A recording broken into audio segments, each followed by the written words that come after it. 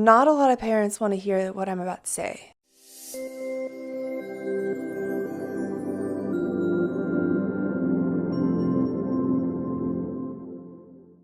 Hey there, welcome back to my channel. My name is Maddie, and here I talk about all things related to parental alienation. As someone who has experienced this as a child firsthand, I would like to offer my thoughts on what targeted parents can do and what to avoid. Let's get into it. First, let's define parental alienation. This abuse often happens during a custody dispute or a divorce. It really involves one angry parent going on an obsessive rampage to manipulate their child into rejecting their other parent. In other words, this involves one parent undermining the relationship that the child has with their other parent, often through manipulation, misinformation, emotional pressure, positive and negative reinforcements, and a whole host of tactics. This can and does lead to very damaging long-lasting effects in the child. In fact, studies suggest 1 in 5 children may experience parental alienation. That's a staggering number. And if you're a parent who's experiencing this, understanding the dynamics that your child is going through is crucial. Targeted parents.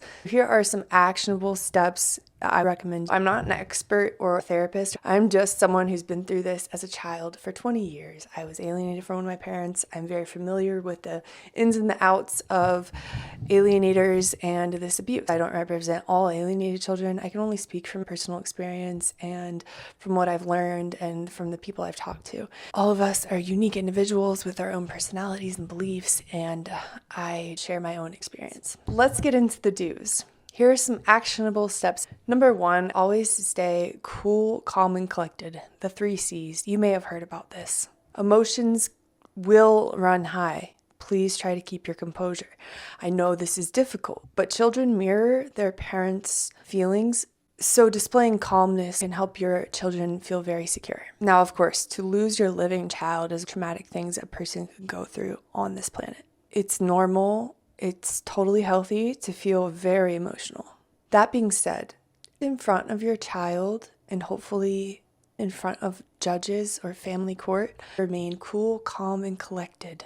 They will characterize you as someone who's unstable, as someone who is highly emotional, and it will not help you get your child back. I know this might be triggering for some targeted parents, but all of these tips are my honest to God, sincere, best advice. Whether you implement any of this is up to you. Am I saying it's fair? No, absolutely not. I would be crying myself to sleep every night.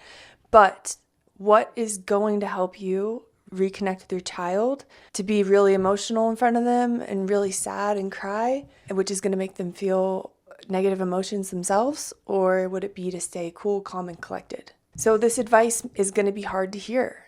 It might be triggering. It might feel very unfair, and it is. But please try to have an open mind if you're a parent out there listening to this, because a lot of it's going to be counterintuitive advice that I give, but for specific reasons. Number 2 is to foster open communication. Encourage your child to express their feelings. You can use open-ended questions to spark conversation. You want your child to know that it's safe to talk to you. Here are some ground rules I would follow. Don't mention their other parent. Keep topics light, fun, engaging, thought-provoking. You might find more success in breaking through and connecting with your child if you focus on things that they love, things they're passionate about, whether that's Minecraft or politics, horseback riding, or science. Find out what kicks their gears into motion, and they'll be more likely to want to talk or do the activity with you. When interacting with your child, think of yourself as the example that you're trying to show them. You're trying to show them what healthy, unconditional love looks like. Lead by example in your interactions with them. Show them it's unacceptable to talk badly about others by refusing to talk badly about others yourself. Show them how to be respectful by being respectful yourself. Show them it's acceptable to set certain boundaries by setting certain boundaries yourself. You have the opportunity to expose them to a cool, calm, and collected parent who is safe, unconditionally loving, and healthy-minded. Number 3, do document everything. Keep records of interactions, emails, texts, If legal action becomes necessary, you're going to be very glad that you have this documentation on hand. You were always present and making an effort. It's common for alienating parents to intercept messages, mail, faxes, texts. So keep copies of letters, texts, and these messages. Keep photographs, any old special trinkets, sentimental objects, and other things of importance. It will mean so much to your child and be evidence that you were there the whole time. It was the case for me with my dad. To see everything that he had kept, including letters, trinkets, special pieces of clothing, photographs, it was instant evidence for me that my dad does love me. And it made it so much easier for me to get rid of false beliefs I had. Be consistent. Maintain routines and consistency. Even if your child consistently responds in a way that you're unhappy with, keep showing up.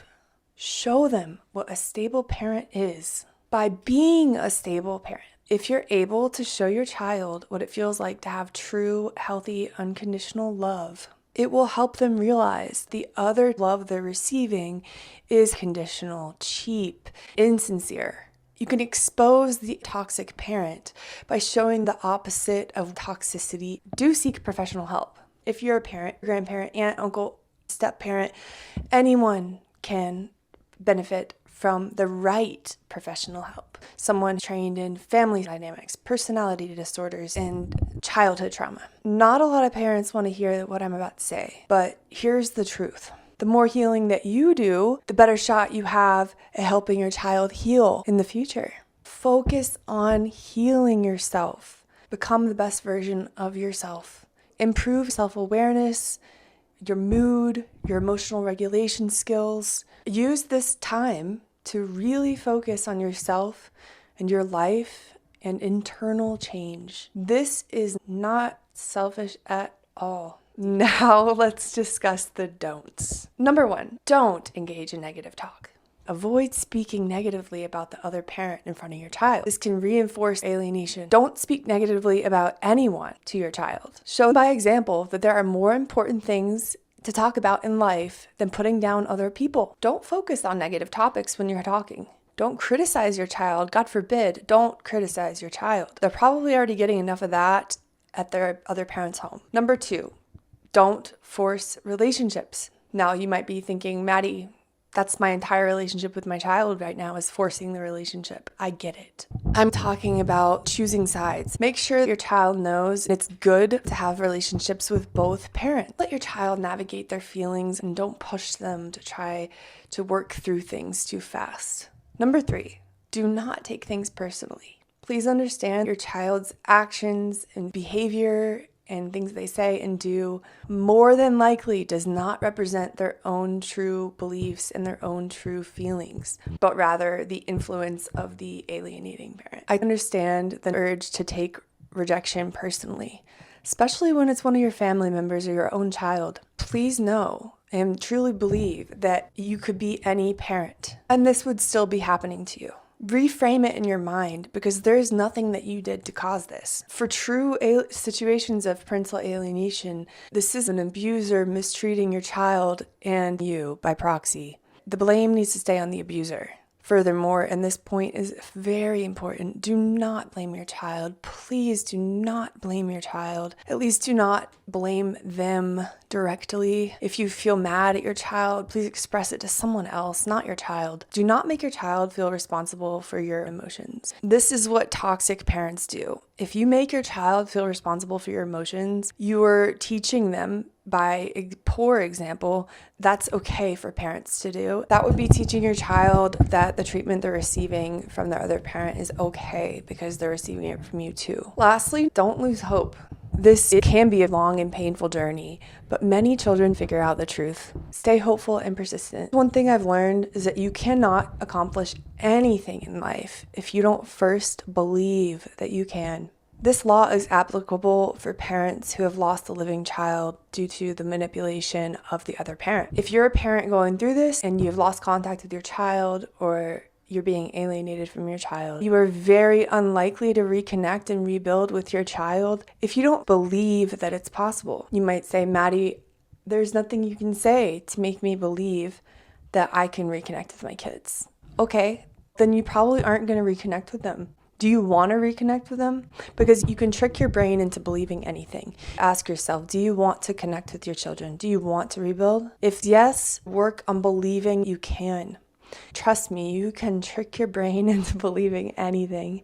If you have a desire to believe it, you can. For instance, even if you just tell yourself something enough times, your brain will eventually accept it as true. So you can start by just telling yourself that you're going to reconnect with your child. Or if that's too much, you can just start thinking, repeating the mantra, it is possible to reconnect with my children.